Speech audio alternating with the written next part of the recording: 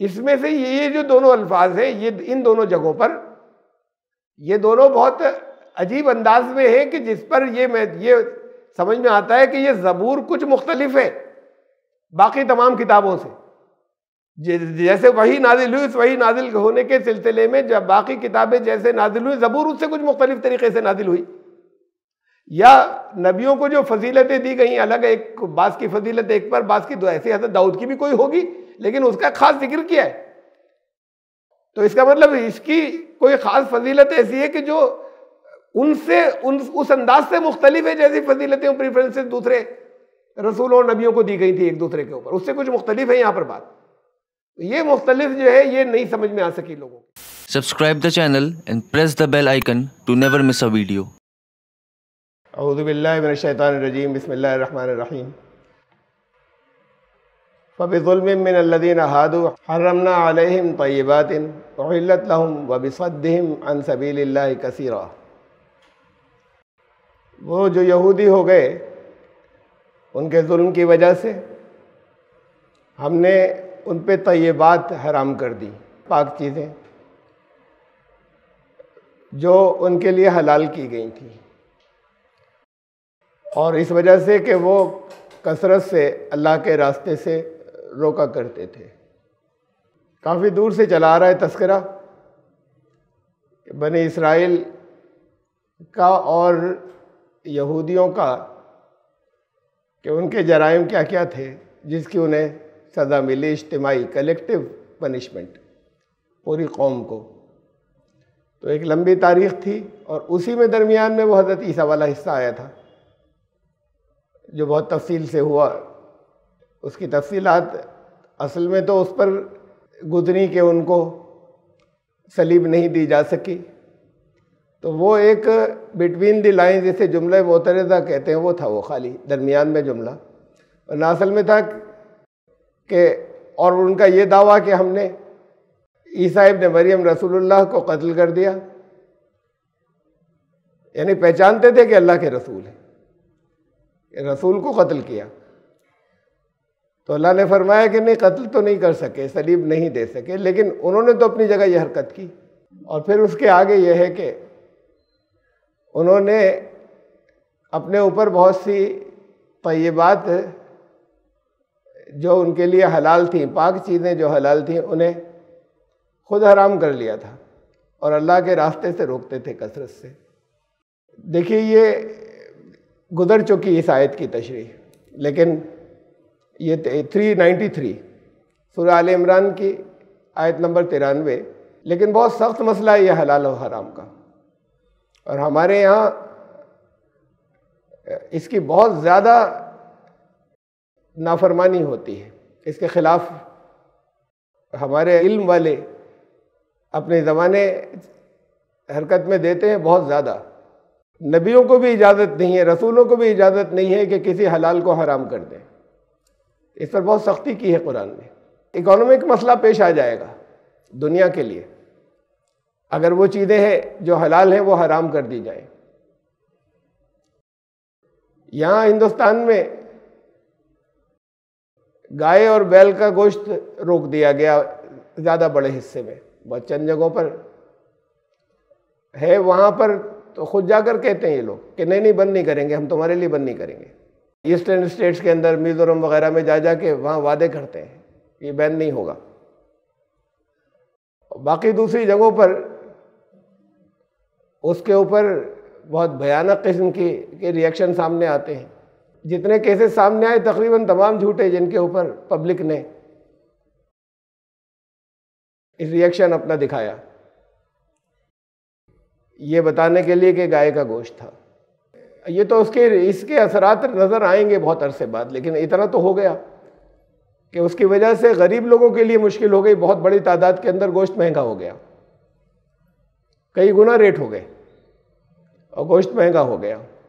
मसला इकोनॉमी का है साथ में बहुत ज़बरदस्त कि अगर एक बड़ी तादाद बास चीज़ों से रुक जाए खाने से जो वो खाते हैं और उन पर दूसरे मुसल्लत ये कर दें कि ये नहीं खाया जाएगा, तो ये मामूली बात नहीं है, ये इकोनॉमी की बात है। और जिन्हें इसका एहसास नहीं है कि गरीबों का क्या होगा और क्या खाएंगे वो। और दुनिया में ज़्यादातर रूलर्स ऐसे ही हुआ करते हैं, तो ये उनका जुर्म अलग है अपनी जगह, लेकिन अल्लाह के कलाम के अंदर और अल्लाह के निज़ाम के अंदर ये बहुत वाज़ेह किया गया कि कोई हलाल को हराम ना करे जो अल्लाह ने हलाल किया है, रसूल भी ना करे। रसूल तफसीलात कुछ बता सकते हैं, हराम नहीं कह सकते। ये जो बनी इसराइल का तज़किरा था, ये आयत सूरह आले इमरान में 93 नंबर आयत है। कुल्लु ताम कान हिल्लल लि बनी इसराइल इल्ला मा हर्रमा इसराइल अला नफ्सी मिन क़ब्ल अन तुनज़्ज़ल तौरात, कि तमाम खाने बनी इसराइल के लिए हलाल थे सिवाय उन चीज़ों के। यहाँ लफ्ज़ खाली इसराइल कहा है, असल में बनी इसराइल को कहा जा रहा है। ये बड़ा धोखा हुआ लोगों को, हज़रत याकूब कर दिया इसे, जो इसराइल ने अपने ऊपर, हज़रत इसराइल कहा जाता है कि हज़रत याकूब का लक़ब था, टाइटल था। कुरान कहता है किसी जगह उस बाज़ चीज़ों को मुख्तसर या शॉर्ट में, बनी इसराइल ही को कहा जा रहा है कि उन्होंने खुद अपने ऊपर तौरात के नाजिल होने से पहले से अपने ऊपर हराम कर लिए, वरना असलन खाने की चीज़ें सब हलाल। ये बहुत अहम बात है कि हलाल और हराम में, ख़ास तौर से खाने की चीज़ों में, और असल में और दूसरी चीज़ों में भी, खाने में ख़ास तौर से, पहला उसूल ये कि हर चीज़ हलाल है। फिर कुछ चीज़ों की पाबंदी लगाई गई कि ये सिवाय इनके, वो बहुत लिमिटेड हो गई चीज़ें हो गई। और ऐसे ही ये कहा कि दूसरी और बहुत सी चीज़ें जो तुम्हें अच्छी लगती हैं, बहुत सख्त अल्फाज में कहा कि कुल मन हर्रमा ज़ीनतल्लाहि अल्लती अखरज लिइबादी। ये कौन लोग हैं जो हराम कर रहे हैं अल्लाह ने जीनत के लिए, हुस्न के लिए, खूबसूरती के लिए, अच्छा लगने के लिए ज़मीन से कितनी चीज़ें निकाली थी, ये हराम कौन कर रहे हैं? कौन लोग हैं? बस तय्यबात मिनर रिज़्क़, खाली वही नहीं, खाने पीने की चीज़ों में भी पाकीदा चीज़ें उन्हें हराम कर रहे हैं। असलन तमाम चीज़ें जो हैं, जब कुरान ने ये कहा कि तुम्हारे लिए ज़मीन पर सारी चीज़ें बनाई, तो असलन उलमा भी कहते हैं इल्म के असलन तमाम चीज़ें हलाल हैं। अब उसमें नाम लेकर कुछ चीज़ों की पाबंदी कर दी गई कि इनके अलावा। तो बनी इसराइल का भी ये था कि उन्होंने तौरात के नाजिल हो, तौरात में है कानून, चर्बी हराम है, क्या क्या चीज़ें हराम है। तो कहा कि ये असलन तो बात ये थी कि बनी इसराइल ने तौरात बात को नाजिल हुई, खुद अपने ऊपर हराम कर ली थी, तो अल्लाह ने सज़ा के तौर पर किया उनके लिए। वअलल्लज़ीना हादू हर्रमना मा क़ससना अलैका मिन क़ब्ल, सूरह नंबर 16 में, सूरह नहल में, आयत नंबर 118। और वो लोग जो यहूदी हो गए, हमने उनके ऊपर हराम की थी, क्या चीज़ें हराम की थी जो हम पहले बता चुके हैं, यहाँ जो कुरान में बताई बस वही हराम की थी। वमा ज़लमनाहुम वलाकिन कानू अनफुसहुम यज़लिमून, तो हमने उन पर कोई जुल्म नहीं किया, ये ज़्यादतियाँ वो खुद अपने साथ कर बैठे थे। सज़ा के बतौर उनके ऊपर कुछ चीज़ें, कुछ पाबंदियाँ लगाई गई थी। अब ये देखिए, ये सूरह नंबर 6 सूरह अनआम आयत 146, वअलल्लज़ीना हादू हर्रमना कुल्ला ज़ी ज़ुफ़ुर, हमने उनके ऊपर फिर हराम कर दी, वो तमाम हराम कर दिए जिनके पंजे होते हैं। अब ये हमारे यहाँ भी जगह जगह होते हैं पंजे वाले, जितने सब हराम है। अभी देखिए कुरान की आयत आगे आएगी तब मैं दोबारा तज़किरा करूँगा इसका। तो ये चीज़ें असलन वहाँ से आ गई, यहूद से या बनी इसराइल से। वमिनल बकर वल गनम हर्रमना अलैहिम शुहूमहुमा, और ये जो चौपाए हैं, गाय बैल और चौपाए, इनकी चर्बी उनके ऊपर फिर हराम कर दी, इसलिए कि उन्होंने खुद अपने ऊपर कर रखा था, तो अल्लाह ने सज़ा के बतौर उसको उनके कानून के लिए रखा। फिर हज़रत ईसा अलैहिस्सलाम ने फिर रिलैक्सेशन दिया वापस आके। और ये चर्बी जो है, ये इल्लामा हमलत ज़ुहूरुहुमा अविल हवाया औ मख्तलत बिअज़्मिन, सिवाय उसके कि वो जो हड्डियों में लगी रह जाए या उनकी पीठों में लगी रह जाए या हाथों के साथ में लगी रह जाए, उसके अलावा बाकी सब चर्बी जो है हराम कर दी।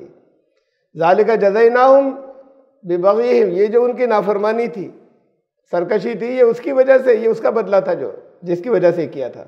व इन्ना लसादिक़ून, और बेशक हम सच्चे हैं। सूरह आले इमरान की आयत 50 हज़रत ईसा अलैहिस्सलाम के बारे में है कि वो ये कहेंगे या कि जब आएंगे, तो जब अभी आए नहीं उस वक्त का ये बताया गया कि वो जब आएंगे तो ये कहेंगे वो मुसद्दिक़न लिमा बैना यदैया मिनत तौरात, और जो तौरात मुझसे पहले आई उसकी मैं तस्दीक करूँगा। वली उहिल्ला लकुम बादल्लज़ी हुर्रिमा अलैकुम, और कुछ चीज़ें उनके ऊपर जो हराम कर दी गई उन्हें वापस हलाल करूँगा।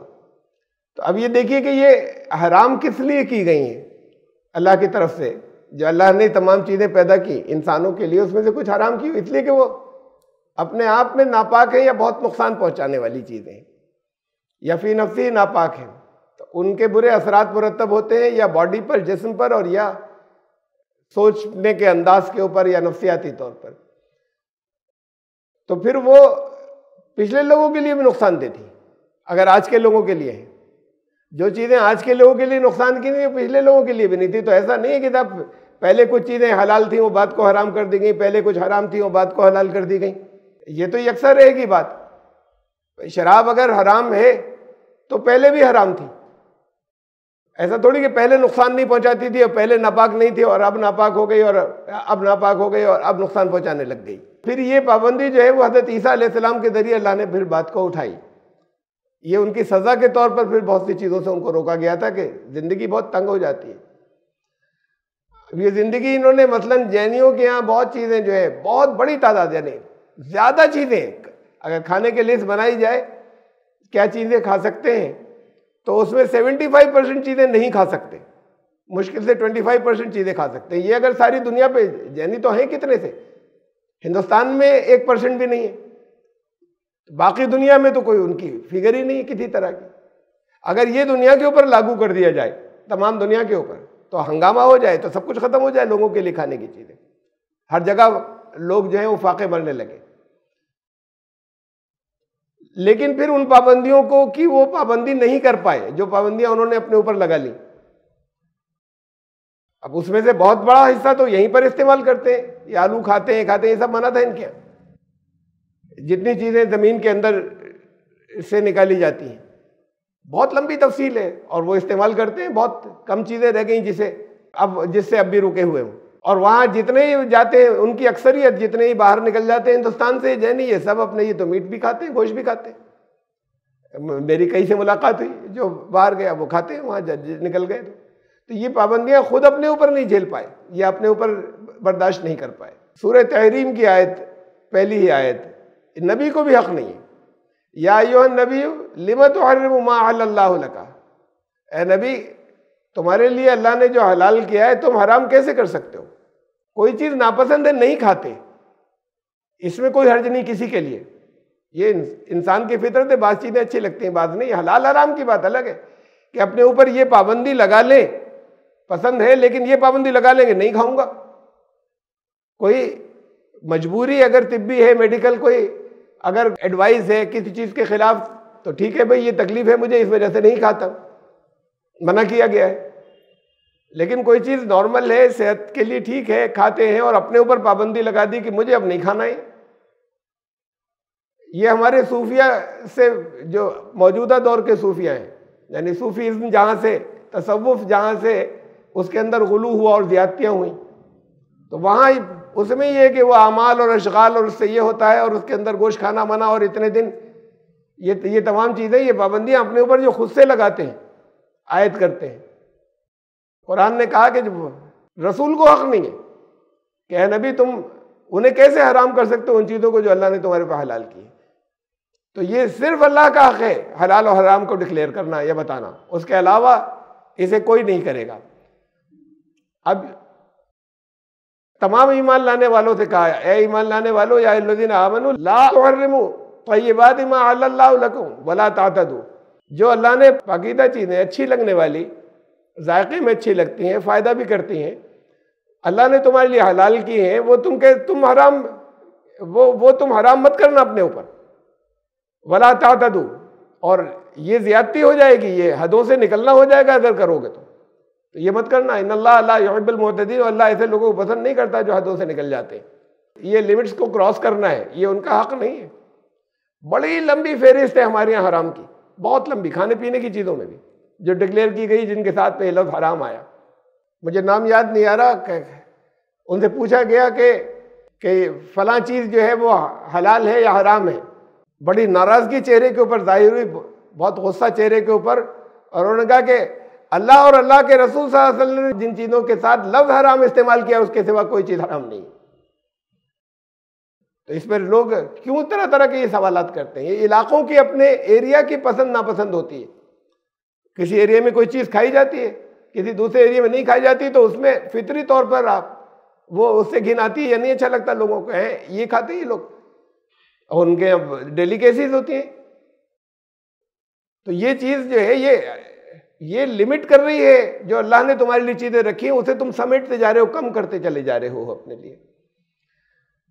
वकुलू मिम्मा रज़क़कुमुल्लाह हलालन तय्यबा, अल्लाह ने जो भी रोज़ी तुम्हें दी है खाओ, हलाल हो तय्यब हो। ये तय्यब लफ्ज़ जो साथ में आया है ये बहुत अहम है।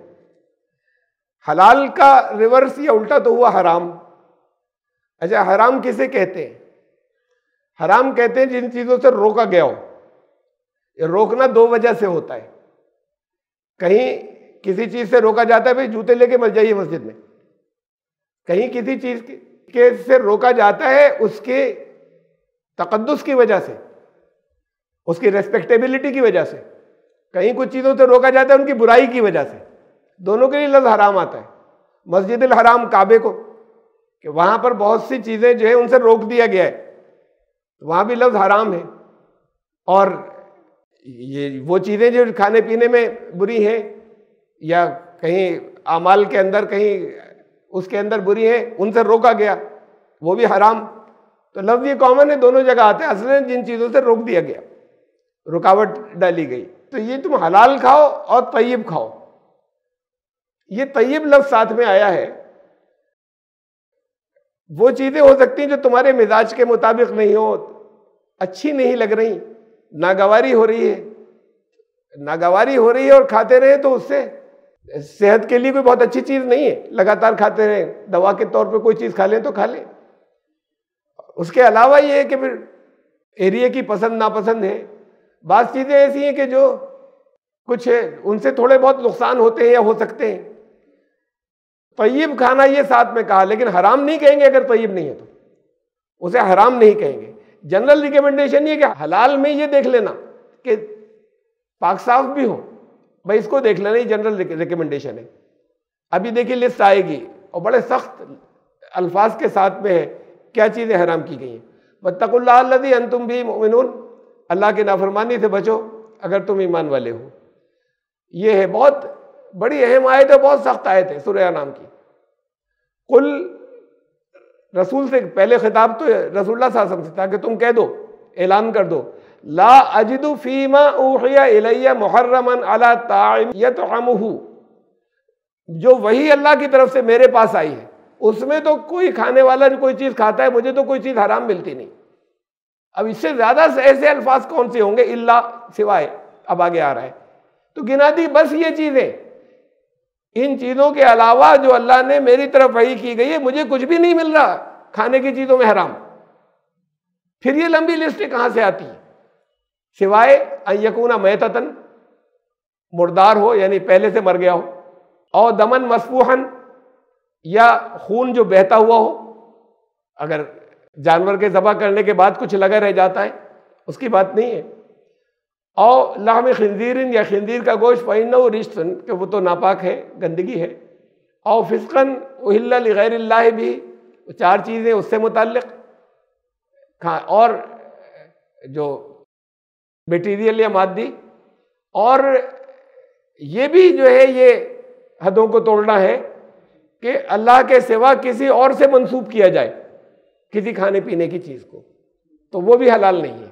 ये ईमानियात वाली चीज़ें आ गई, इस चीज़ में से एक आ गई कि वो एक, वो भी हलाल नहीं। बस ये पांच चीज़ कुल। ये देखिए, ये मुर्दार, खून, लाम खिंजीर, खिंजीर का गोश्त, और वो जो गैरुल्लाह से, इन चार के अलावा कुछ हराम नहीं। ये कहा गया कि तुम ये ऐलान कर दो कि मेरे पास जो अल्लाह की तरफ से वही आई है खाने पीने की चीजों में इसके अलावा कुछ हराम नहीं है, मुझे तो मिला नहीं। हमारे इल्म वालों को बड़ी लंबी लिस्ट मिली है। तो क्या रसूलुल्लाह सल्लल्लाहु अलैहि वसल्लम कोई चीज ऐसी कह सकते थे इसके अलावा? जब ये कुरान ने उनसे ऐलान करवाया इन अल्फाज में, तो वो लिस्ट बना के दे सकते थे कि ये हराम है। असल में लफ्ज हराम नहीं होता, बात चीजों से रोका उन्होंने, मना किया ये मत खाना। लफ्ज हराम नहीं इस्तेमाल फरमा रहे, तो सब हराम की लिस्ट में डाल दी गई। वो ममानियत कभी वक्ती भी होती है, किसी हिकमत से, किसी मसलहत से। खैबर में कहा कि यहाँ गधों का गोश्त जो है मत खाना, पालतू गधों का। अब लश्कर था पूरा, बहुत दिनों से वहां पर है। अब वो उसके बाद बड़ी तादाद में है, वो पालतू वो वहां पर लोगों की जरूरत के लिए खत्म हो जाएंगे, लोग काट काट के खा जाएंगे। ये नहीं था कि मुस्तकिल मना कर दिया उसको और फिर लफ्ज पालतू साथ में आया, तो ये नहीं कि अपने आप में हराम है। घोड़े को गोश्त को कहीं रोका, उसमें जिन जरूरियात में काम आता है उन जरूरियात के अंदर वो बेपनाह अहम है, जंग के मैदान में भी काम आता है। उसको फिर लोग अगर खाना शुरू कर देंगे या काटना शुरू कर देंगे तो वो नहीं था डिजायरेबल, तो उसे रोका। रोकना और चीज है, हराम करार देना और चीज है। पाबंदियां वक्ती भी होती हैं जरूरत के तहत। हजरत इब्राहिम अलैहिस्सलाम ने ज़बह किया, घोड़ा ज़बह किया, ठीक है, तो आता है पिछली और उसके अंदर तारीख के अंदर मुख्तलिफ अंबिया की तरफ से। हराम नहीं है, उसे रोका गया। वो ममानियत परमानेंट नहीं होती। फमन इस्तुर्रा गैर बाग़िन वला आदिन फइन्ना रब्बका गफूरुर रहीम। हाँ, ये बात जरूर है कि कोई इज़्तिरारी हालत में फंस गया, सख्त बेचैनी की, ऐसी जो बर्दाश्त से बाहर है, ऐसी हालत में कहीं घिरा हो, तो ऐसी हालत में हराम हलाल नहीं बनता, हराम ही रहता है लेकिन उसका गुनाह नहीं होता। ऐसी हालत के अंदर जब तक वो उस हालत के अंदर रहे जो नाकाबिले बर्दाश्त है, इंटॉलरेबल कोई हालत आ जाए तो हराम ही रहता है लेकिन हराम का गुनाह नहीं होता। तो फिर तुम्हारा रब जो है वो गफूर और रहीम है। ये बाकी जितनी लंबी चौड़ी लिस्ट है वो गैर तय्यब में तो लाई जा सकती है। और कहा रिकमेंड ही क्या है, तय्यब खाना हराम नहीं कर सकते। दुनिया में बहुत चीजें बहुत से लोग खाते हैं, आपको नहीं पसंद है मत खाइए, कि ये हम नहीं खाएंगे। हाँ, ये बात जरूर है कि अल्लाह का नाम लिया गया हो। एक अभी आयत गुजरी कि अल्लाह का नाम, ये सूरह अनाम में ही ये 2 आयतें हैं अलग, यहाँ नहीं मैं लाया, कि जहाँ एक जगह कहा गया कि उसे मत खाना जिस पर अल्लाह का नाम नहीं लिया गया हो, यानी जानबूझ कर, भूल नहीं गए हो लेकिन जानबूझ कर अल्लाह का नाम नहीं लिया या गैरुल्लाह का नाम लिया गया, उसे मत खाना ज़बह करते वक्त। अब ये ज़बह करते वक्त एक इसे भी देख लीजिएगा, उहिल्ला लिगैरिल्लाह भी, जो गैरुल्लाह से मंसूब किया गया, किसी और ने कर दिया कोई प्रॉब्लम नहीं है आपके लिए, आप गैरुल्लाह से मंसूब करके नहीं खाएंगे। किसी और ने किया है, किया होगा भाई, तो तुमने किसी देवी देवता का इस पे नाम लिया था, हम अल्लाह के नाम से खा रहे हैं, बात खत्म हो गई। हाँ, उसके लिए है, ज़बीहे के लिए, गोश्त के लिए जरूर है कि ज़बह करते वक्त अल्लाह का नाम लिया जाए और गैरुल्लाह का न लिया जाए। ये पाबंदी उसके लिए है। तो ये बहुत क्लियर आयात है बहुत। अब हमारे सब हराम कहलाती है, बड़ी लंबी लिस्ट सारी हराम कहलाती है। मना किया है, बहुत साफ लफ्जों में कुरान ने मना किया है कि हराम नहीं कह सकते तुम। लोग अगर बहुत सी जगहों पे खाते हैं, उनकी पसंद की है, तुम्हारी पसंद की नहीं है, खाने दो, उसे हराम नहीं कर सकते। और फिर वापस आ रहे सूरह निसा के ऊपर, व अग़्ज़िहुमुर रिबा वक़द नुहू अन्हु व अक्लिहिम अम्वालन नास बिल बातिल। ये फिर उनके जराइम के ऊपर, बनी इसराइल के, रिबा शुरू कर दिया उन्होंने। देखिए, ये भी आयत नंबर 130 थी सूरह आले इमरान की, जिसमें बहुत तफसील से रिबा का तस्करा था। रिबा की आयत थी जहां पर यह कहा गया कि ईमान लाने वालों, ये बढ़ता चढ़ता सूद खाना छोड़ दो, रिबा। फिर उसमें और भी रिबा के बारे में बहुत कुछ कहा गया, और फिर वहां पर रिबा की बहुत ज्यादा डिटेल के साथ मैंने तफसीलात दी थी कि रिबा क्या है। रिबा के लिए कोई लफ्ज नहीं है किसी और लैंग्वेज में, किसी जबान में दुनिया की। हमारे यहाँ उसे सूद कहा जाता है, या इंग्लिश में इंटरेस्ट कह दिया जाता है, ब्याज कह दिया जाता है हिंदी में। ये ब्याज, ये रिबा नहीं है। ये रिबा लफ्ज के अंदर देखिए, रब ये मादा जो है बढ़ना, एक बुरे तरीके से बढ़ना है, रुबूबियत ये बड़े गलत तरीके से किसी के पास बढ़ रहा है। ज़कात है, ज़का उसके माने भी परवरिश, परवान चढ़ना, ये एक अच्छे तरीके से सेहतमंद तरीके से चीज़ें बढ़ रही हैं, ये उसका बिल्कुल रिवर्स है। लेकिन ये बढ़ने का मादा जो है वो दोनों के अंदर है। तो ये रिबा जिस लफ्ज से बना है उसकी बहुत तफसील के साथ में अगर आप वापस अगर इसकी तफसील देखनी है, गालिबन 2 मरतबा में वो पूरा हुआ था, तो फिर वापस उधर जाकर देखें। आयत नंबर 130 थी शायद वो, ए ईमान लाने वालों ये बढ़ता, या अल्लज़ीना आमनू ला ताकुलु रिबा अज़ाफ़ा मुज़ाफ़ा, ये बढ़ता चढ़ता सूद खाना छोड़ो। ये रिबा है क्या, ये बहुत तफसील के साथ में बताया था, सबूतों के साथ में सारे इसके ऊपर बड़ी मोटी मोटी किताबें लिखी गई हैं। बाज़ जगह बहुत दोनों एक्सट्रीम्स के ऊपर है, बाज़ ने हर चीज़ जायज़ कर दी, बाज़ ने जो है वो रिबा जिन चीज़ों को कहा तो उससे एक उसूल जो है वो टकराता है तमाम तरह तरह की चीज़ों से। मसलन ये कि आप ने किसी को कुछ रुपया दिया, अब उस रुपये से बढ़ाकर ले लेंगे तो रिबा हो जाएगा, एक डेफिनेशन आई, उससे अगर बढ़ाकर लिया तो रिबा हो जाएगा। या अपना कैपिटल लगाया, नफ़े नुकसान में शरीक नहीं किया तो रिबा हो जाएगा। ये जो हमारे यहाँ सब डेफिनेशन जो जितनी बयान की जाती हैं, ये डेफिनेशन नहीं है हदीसों के अंदर। मतलब ये कि अगर अपना माल लगाया, नफ़े नुकसान से मतलब नहीं, हम ले लेंगे, तो फिर ये जो बटाई पर ज़मीनें देते हैं ये कि भाई आधा दे देना हमें, अपना खर्च करना है, लगाना, या जो भी शर्तें तय हो जाए, खर्च चाहे ये भी कुछ कर लें, वरना आमतौर से ये है कि करना फसल का आधा हमारा, या जितना भी शेयर तय हो, आमतौर से तो लोग आधा तय करते। तो इसमें देने वाले ने क्या किया, इसने तो ले लिया, उसको चाहे जितना नुकसान हो गया हो खेती करने वाले को, तो फिर ये खेती में नहीं होगा, ये जायज़ है। और खेती में नहीं होगा, वो वैसे पैसे देंगे, कोई ज़रूरतमंद है, उसका काम चलेगा, वो बिजनेस कर लेगा, वो घर बैठा हुआ है, वो हाथ पांव चलाएगा, और उसके बाद फिर उससे जो मुनाफा होगा उस मुनाफे में से आपको देगा वो। तो वहां पर अगर कैपिटल इस शक्ल में कोई लगाता है और कहता है नहीं हमें नुकसान नहीं चाहिए, तो वो हराम हो जाएगा, इस शक्ल में कहीं लगाता है। और सिंपल चीज़ों के ऊपर आ जाए, किराए की जगह आपने तो बना दिया, बनाने के बाद दे दिया, अब हर महीने फिक्स ले रहे हैं उससे, आपका कैपिटल बाकी है, उतना का उतना बाकी है। अब आप हर महीने जो है वो 5,000 रुपये लेते चले जा रहे हैं। अब ये मुख्तलिफ चीज़ें हैं जो जगह जगह क्लैश करती हैं, टकराती हैं। दिया किसी को उधार पर अगर दिया, लेकिन पहले से बता देना कि उधार पर दोगे तो फलां चीज़ जो है वो 1,200 रुपये की है, नकद लोगे तो 1,100 की है, ये सूद नहीं है। तो अब ये तो शक्लें बदल रही हैं सारी, अगर जो उसूल बता दिए गए हैं अगर वही अप्लाई की जाए तो शक्लें बदल रही हैं कि जब नकद लोगे, ये सारे उलमा कहते हैं ये जायज़ है कि नकद लोगे 1,100 रुपये, ये कहते हैं हाँ फिक्स कर लो बस, ये नहीं कि वो बदलता रहेगा। तो फिर फिक्स कर ले कोई मोटी सी रकम लगा कर आगे के लिए कि अगर उधार पे लोगे तो 1,200 रुपये की दी जाएगी, नकद लोगे 1,100, तो क्यों नहीं हुआ सूद ये, फिर ये जायज़ है। तो ये जो तरह तरह की हमारे यहाँ मुख्तलिफ लगाई, बहुत आपस में कंट्रडिक्शन है, बहुत तदादात है।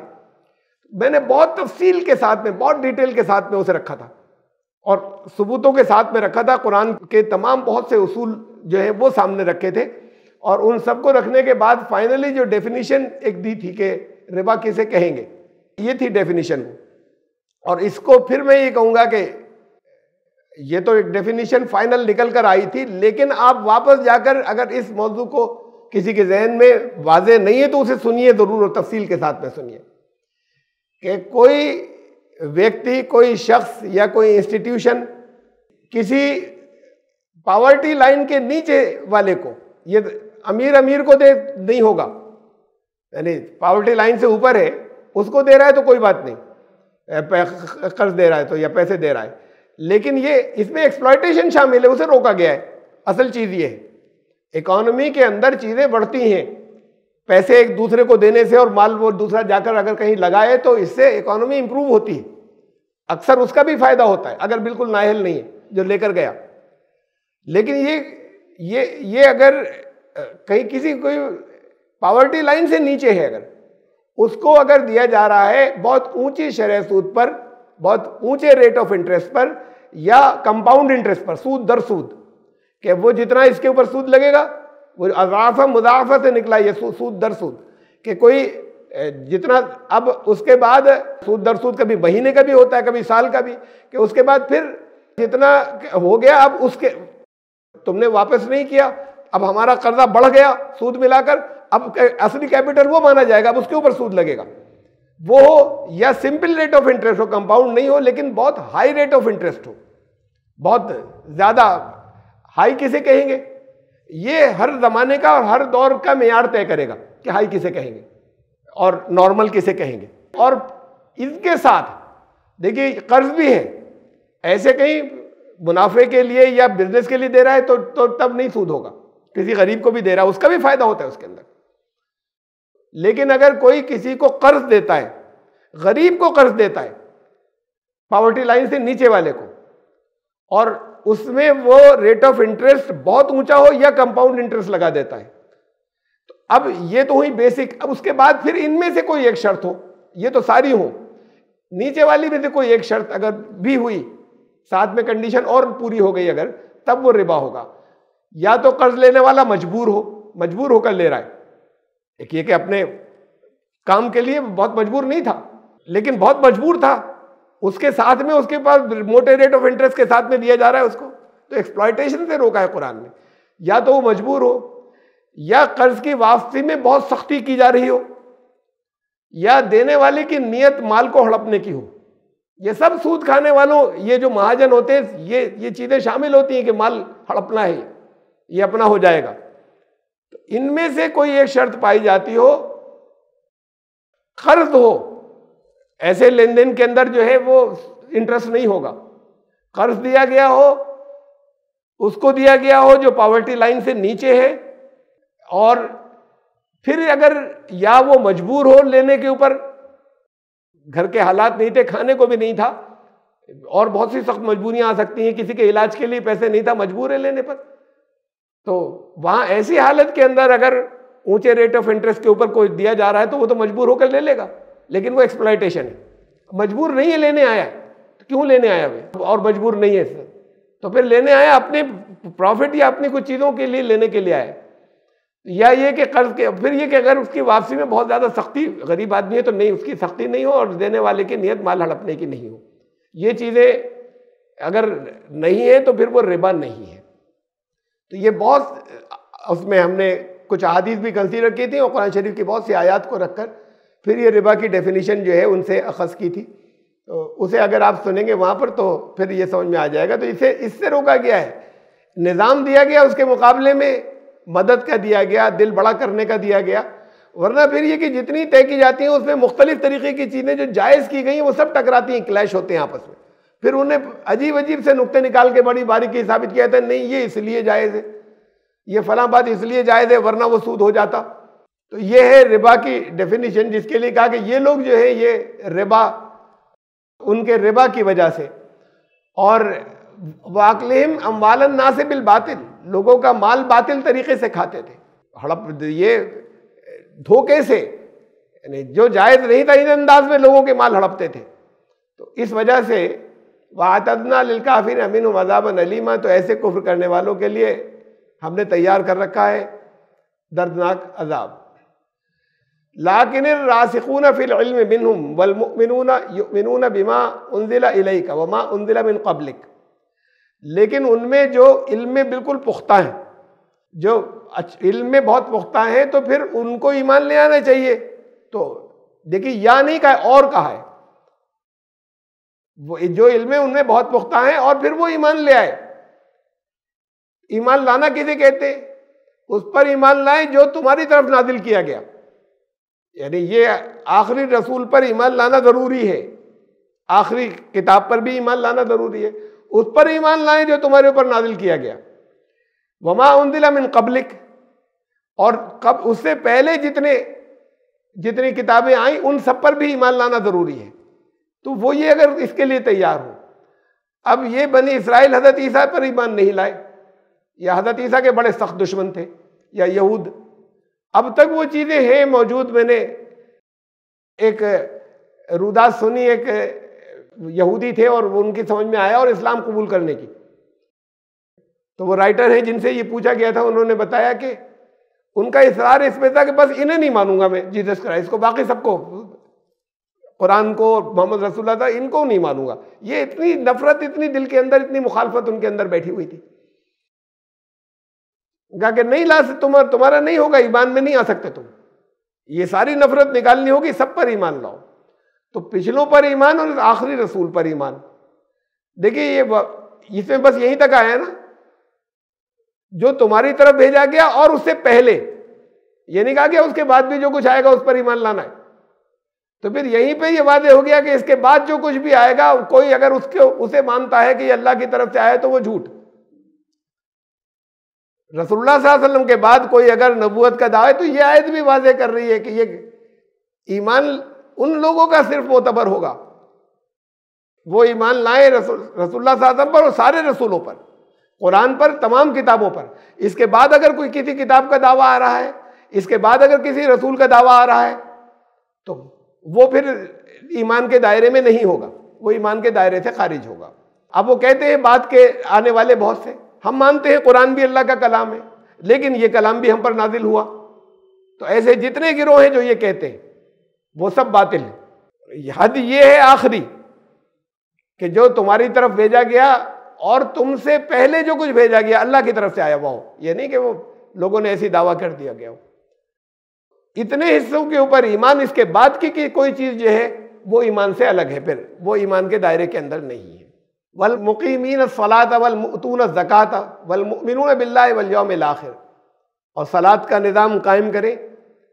ये दोनों मानों में है, नमाज की पाबंदी भी और वो पूरा निज़ाम भी, जो उस निज़ाम को भी सलात कहते हैं जो अल्लाह की तरफ से आया, वो पूरा कंप्लीट मुकम्मल जो इस्लाम ने दिया।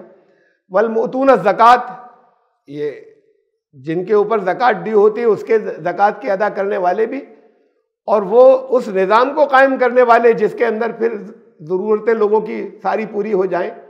वल मुमिनून बिल्लाहि वल यौमिल आखिर, और अल्लाह पर ईमान लाने वाले और यौम आखिर पर ईमान लाने वाले कि एक दिन आएगा जब हमारे अमल का बदला मुरत्तब होगा।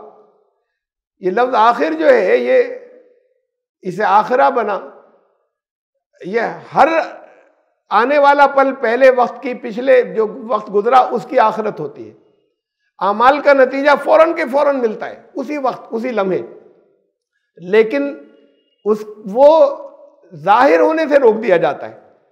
ये अल्लाह की रहमत है लोगों के लिए। फरमाया कि अगर अल्लाह लोगों को उनके जुर्मों के ऊपर उसी वक्त पकड़ लिया करता तो कोई बचता ही नहीं जमीन पर। वक्त दिया जाता है तो फिर वो तरह तरह से कंपनसेट होता है, जो बदला किसी बुराई का उसी वक्त मिल चुका, अभी वो कंसील्ड है, सामने नहीं आया, किसी अच्छाई से बैलेंस हो जाएगा, आगे तुम करोगे तो ये नहीं होगा कि फिर उसकी वजह से तुम्हें अजाब दे दिया गया और तुम खत्म हो गए। ये इसी दुनिया के अंदर ऐसे आगे वो चीजें जो है उनको कंपनसेट कर सकते हैं, वो जो बुरा बदला था, लेकिन फिर एक वक्त आएगा कि जहां पर ये यौमुल आखिर, अब नहीं, इसके आगे नहीं, कंपनसेशन का वक्त खत्म हो गया। ये अब नहीं होगा ऐसा कि अमल करने के बाद अब सुधार लें, अब तुम्हारी वापसी नहीं होगी।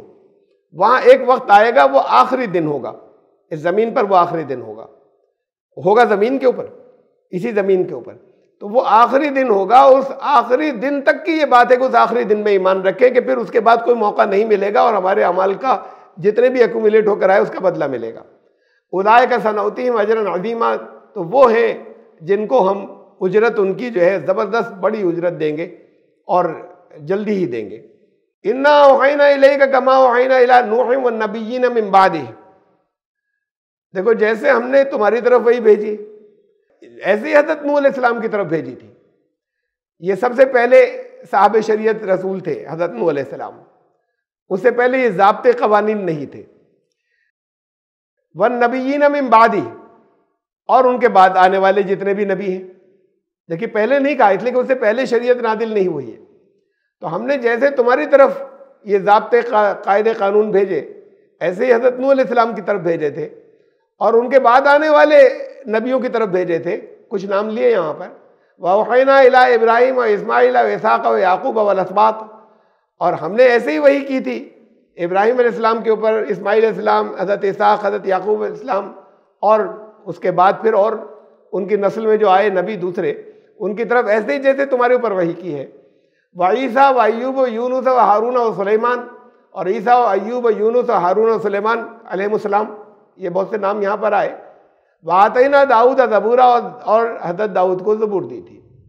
बड़ी अहम बात एक आ गई है यहाँ पर, बहुत गौर करने की आ गई है, जिस पर मैंने जितनी तफसीरें देखी वो शायद उनकी, ऐसा नहीं है कि क्लिक नहीं किया होगा, इसलिए कि तफसीरें लिखने वाले एक एक नुक्ते बहुत गौर करते हुए चलते हैं, एक एक नुक्ते पे। तो बड़ी सिंपल सी बात है कि अगर गौर नहीं किए तो आप गुजर जाएंगे, लेकिन जब वो तफसीरें लिखने वाले गौर करते हैं, ये अलग बात है कि बहुत सी बात नुक्ते जहन से निकल जाएं गौर करने के, और बात सॉल्व नहीं हो सके। इतने नाम आए, हमने इन सब की तरफ वही भेजी। हज़रत दाऊद का भी उसी में आ जाता कि इनको, दाऊद को भी वही भेजी, इस पूरी लिस्ट में आ जाता। ये अलग से क्यों है और दाऊद को ज़बूर दी? जैसे हमने तुम्हारी तरफ वही भेजी, नूह को भेजी, इब्राहिम, इस्माइल, इसहाक, याकूब, और उसके बाद और दूसरों को, उनके नस्ल में जो आए नबी, और हज़रत ईसा, हज़रत अय्यूब, हज़रत यूनुस, हज़रत हारून, हज़रत सुलेमान, ऐसी शामिल हुआ, तो हज़रत दाऊद, इन सबको वही भेजी और दाऊद को ज़बूर दी। ये क्या है? देखिए एक जगह और देखिए, सूरह बनी इसराइल में आयत नंबर 55। मैंने बहुत सी तफसीरें देखी, मुझे कहीं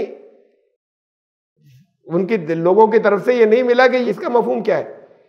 वलक़द फ़ज़्ज़लना बाज़न नबिय्यीन अला बाज़, अब किसी का नाम नहीं लिया जा रहा, हमने नबियों में से अलग अलग मामलों में अलग अलग नबियों को फजीलत दी थी। किसी मामले में एक नबी को फजीलत ज़्यादा थी, किसी मामले में दूसरे नबी को फजीलत ज़्यादा थी, बात ख़त्म हो गई थी। अब सिर्फ हज़रत दाऊद का अलग से नाम आ रहा है, वातैना दाऊद ज़बूरा, वातैना दाऊद ज़बूरा, और दाऊद को ज़बूर दी थी। ये अलग से सिर्फ दाऊद को ज़बूर देने की क्या बात है? कौन सी फजीलत है? इसका मतलब ये अलग से कोई ख़ास फजीलत है, वरना तो उसी में शामिल हो गए थे, सिर्फ एक नाम लेने की ज़रूरत ही नहीं थी। ये दोनों जगह, ये जो सूरह बनी इसराइल की आयत भी और ये ज़बूर लफ्ज़ 3 ही जगह आया कुरान में, 2 तो ये आ गए, सिर्फ एक जगह और आया है।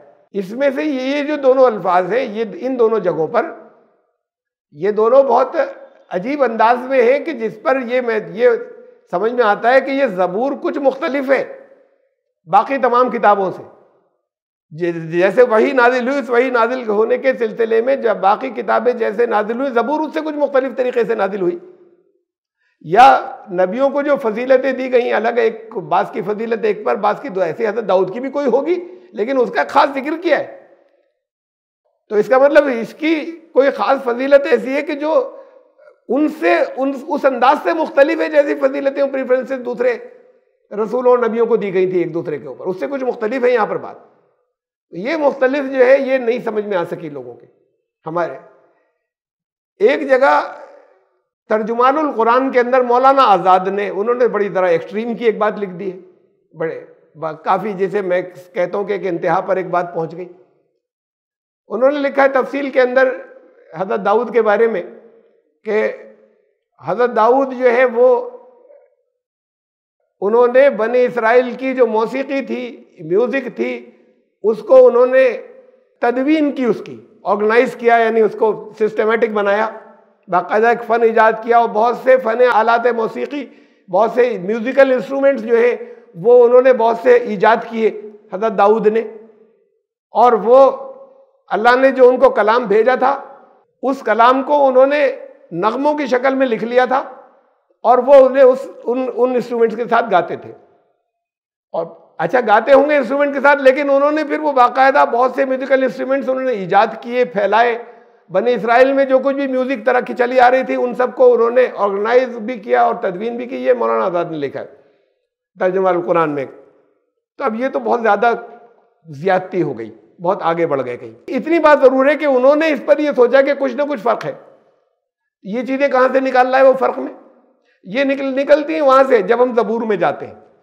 और जो इब्रानी ज़बान की चीज़ें किसी ने देखी हो या कम से कम तर्जुमे में देखी हो पुरानी कदीम, तो वहाँ से जो कुछ मिला उसकी बुनियाद पर इन्होंने लिखा है। बल्कि लिखा भी वो कि हमें उसकी बनी इसराइल की तारीख से और ज़बूर की तारीख से जो चीज़ें हमें मिलती हैं उससे ये मालूम होता है। ये उनके जहन में आया कुछ डिफरेंट है, वो डिफरेंट ये लाए। लेकिन अब इसके बारे में पहले जरा सा समझ लें आप कि देखिए एक हदीस में रख रहा हूं सामने, सिर्फ हज़रत दाऊद का चूंकि नाम आया इसके अंदर। हज़रत अबू मूसा अशरी से रिवायत है कि नबी सल्लल्लाहु अलैहि वसल्लम ने मेरी तिलावत सुनकर फरमाया, ए अबू मूसा, तुझे तो कौम दाऊद के साजों में से एक साज दिया गया है, मज़मार मिन मज़ामीर आले दाऊद। ये मज़ामीर जो लफ्ज़ है, यह मज़मार, इसे बहुत अच्छी आवाज़ के साथ में संगीत भी हो, गाना भी, वो भी म्यूजिक भी साथ में शामिल हो, कह दिया जाता है अच्छी आवाज़ को भी, लेकिन ऐसी अच्छी आवाज़ जो लग रहा हो कि म्यूजिक है, यानी म्यूजिक का टच इसके अंदर, इस लफ्ज़ के अंदर भय मौजूद है मज़मार के अंदर। तो रसूलुल्लाह सल्लल्लाहु अलैहि वसल्लम ने कहा कि तुम्हारी तो आवाज़ ऐसी है कि बिल्कुल जैसे म्यूजिक फैली हुई चारों तरफ, जैसे आले दाऊद, यानी कौम दाऊद जो है उनके जो मज़ामीर थे, यानी उनके जो इंस्ट्रूमेंट थे म्यूजिकल, उसमें से जैसा है जैसे तुम्हारे मुंह से ये मौसीकी भी निकल रही है, म्यूजिक भी निकल रही है, तुम्हारी तो इतनी ज़बरदस्त क़िरत है, ऐसा अंदाज है। ये एक हमें एक हदीस भी मिल रही है हमें। हज़रत दाऊद अलैहिस्सलाम के सिलसिले में फिर वही बात है कि जैसे उन्होंने किया, मौलाना आदाद ने जिस नतीजे पे पहुंचे वो अपनी जगह उनका, लेकिन हम जब उधर जाते हैं पिछली किताबों में नामों को देखें, ज़बूर नाम कहाँ से आया, इंजील जो नाम आया, ये इंजील लफ्ज़ बिल्कुल इसी से मिलता जुलता लफ्ज़ जो है वो उसके अंदर इंजिलियम, ये लफ्ज़ जो है ये सुरियानी ज़बान का है और आरामी ज़बान का। उस वक्त फिर ग्रीक और लैटिन के अंदर बात को, यूनानी और लातिनी ज़बान के अंदर बात को, ये इनका हज़रत ईसा का असर फैला, ईसाइयत फैली, तो उसमें भी इवांजेलियम इस तरह के अल्फाज हैं। तो जो लफ्ज़ बोल उसके माने थे बुनियादी तौर पे खुशखबरी उस लफ्ज़ के। तो जो लफ्ज़, ये बहुत अहम बात है कि मारूफ था, लोगों में बोला जाता था, कुरान ने उसी को ले लिया, कोई नाम नहीं रखा था अपनी तरफ से, कुरान ने उसी को अडॉप्ट कर लिया कि ये हज़रत ईसा अलैहिस्सलाम के ऊपर, ये इंजील जिसे तुम कहते हो उन पर नादिल की गई। तौरात, ये जो बनी इसराइल, ये यहूदी हैं, ये मौजूदा बाइबल की शुरू की 5 किताबें, इन्हें ये कहते थे कि ये जो पूरा, उसका नाम है इनके तनख, इनकी जो मजहबी असल किताब पूरी होती है, जैसे वो कहते हैं अल्लाह की तरफ से नादिल तनख। तो बाइबल का जो ओल्ड टेस्टामेंट है उसके 3 हिस्से करते हैं ये। एक तौरा, लॉ, जिसमें कानून बताया गया है, वो पहली 5 किताबें।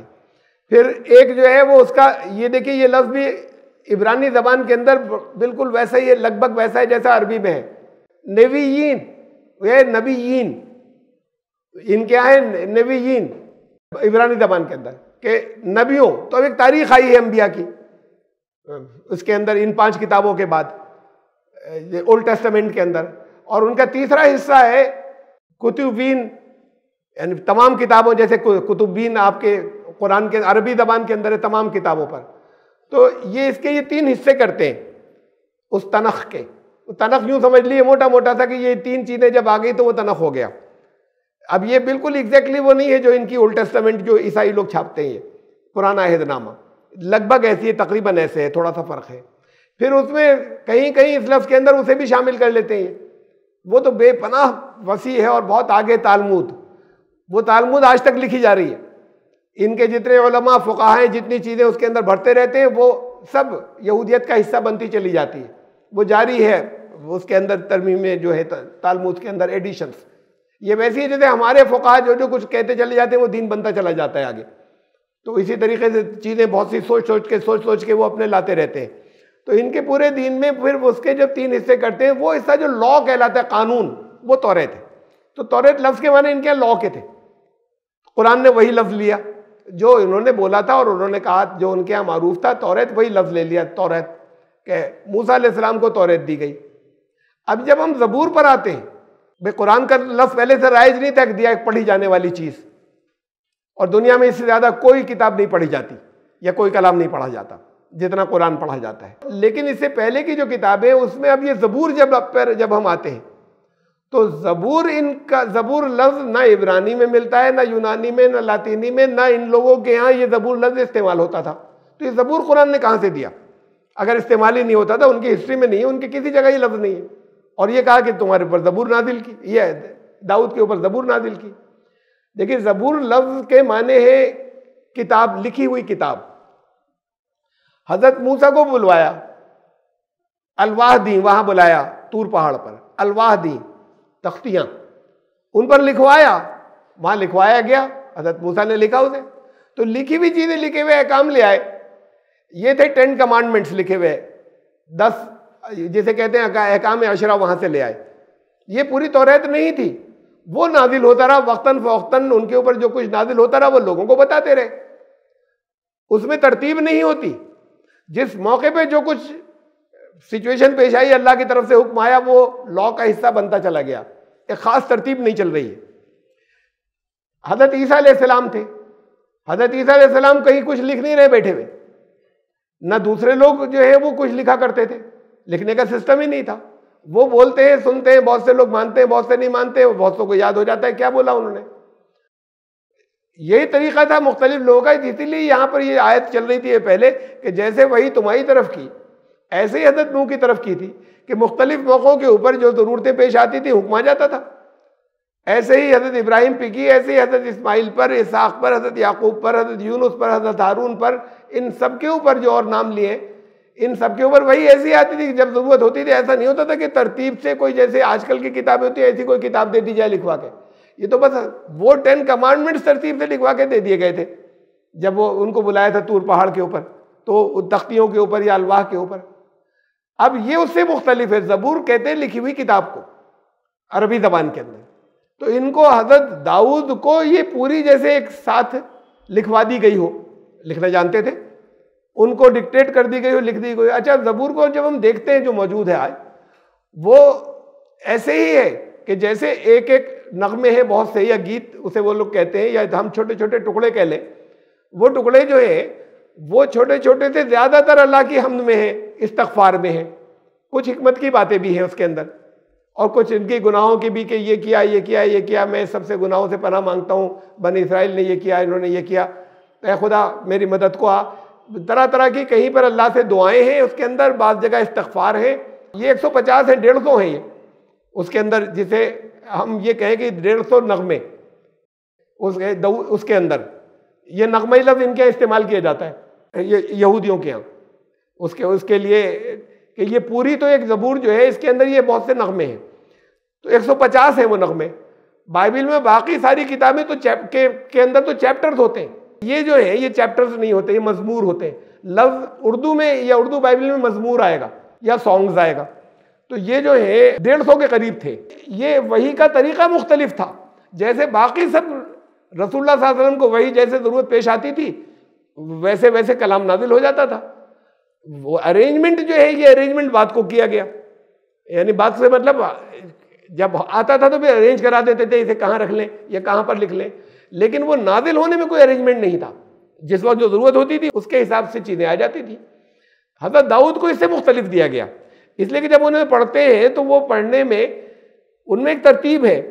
एक नगमा या पूरा हम जैसे ही पढ़ लें, एक उसका मजमूर हम पढ़ लें जब ज़बूर का, तो उसमें एक ही मौजू है जो चला आ रहा है, वो एक तरतीब वहाँ पे अब ख़त्म हो गया, अब अगला मौजू, अब अगला, जैसे अलग अलग किसी एक टॉपिक के ऊपर जैसे पोएम्स लिखी जाए तो उस पोएम का एक ही ऊपर से नीचे तक तरतीब के साथ में बिल्कुल तरतीब, वाज़ेह तरतीब, सामने से नजर आने वाली तरतीब उसमें महसूस हो।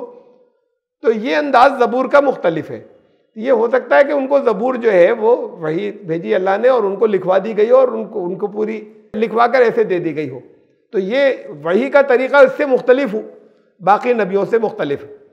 अब ये जो लिखवाई गई, इसमें भी जब हम उसमें जाते हैं, इनके यहाँ जाते हैं, वहाँ पर साम्स, ये अंग्रेजी में साम्स, इसके साम्स आ गया, ये तो यूनानी ज़बान से आया साम्स इनके यहाँ, वो भी गीतों या नगमे को कहते हैं। ये इनके यहाँ इब्रानी ज़बान में लफ्ज़ है तहलीम, ज़बूर नहीं है। मैंने जैसे बताया ज़बूर लफ्ज़ नहीं है, तो ज़बूर का मतलब आता है ना दाऊद ज़बूर का एक तर्जुमा। तो इनको एक लिखी हुई किताब दी गई हज़रत दाऊद अलैहिस्सलाम को, जो इसे मैंने जाकर देखा तफसीलात इसकी देखी कि इब्रानी ज़बान में इस किताब का नाम क्या था जो उनके यहाँ महफूज है। तो उसके इब्रानी ज़बान में इनके था तहलीम, और उसे कहते हैं उसका मादा जो है जैसे अरबी के अंदर होता है, वहाँ उनके यहाँ होता है, उनके यहाँ कहते हैं हे लामेड लामेड, हा लामेड लामेड, हे लाम लाम, ये मादा है उसका, छोटी है, ये उसका मादा है। तो जिससे ये निकला। इस मादे के अंदर दो चीज़ें आती हैं इब्रानी ज़बान के अंदर। इस मादे में जो इब्रानी ज़बान में आती हैं वो तो एक तो आता है हम्द, और दूसरा आता है चमक। तो ये दोनों चीज़ें जो है वो शामिल इस नाम के अंदर फिर तहलीम के अंदर है कि इसे पढ़ने से अल्लाह से राब्ता हो, बंदा जो है वो बिल्कुल डूब जाए, ऐसा हो जैसे भक्ति के नगमे हैं और गीत हैं।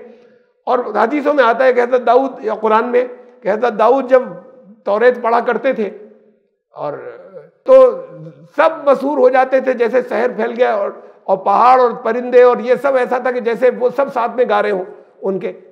तो था ये कि आवाज़ में जैसे रसूलुल्लाह सल्लल्लाहु अलैहि वसल्लम ने कहा कि वो उसे उसके पढ़ने का अंदाज कुरान हमें जैसे बताया गया है और जैसे दिया गया है जिस शक्ल में, कुरान की एक ख़ास अदायगी है, उससे अलग हटकर हम कोई उसको किसी और तरन्नुम या लय में नहीं पढ़ते या नहीं रखते। लेकिन ये कि ये बात पिछली किताबों के साथ नहीं थी।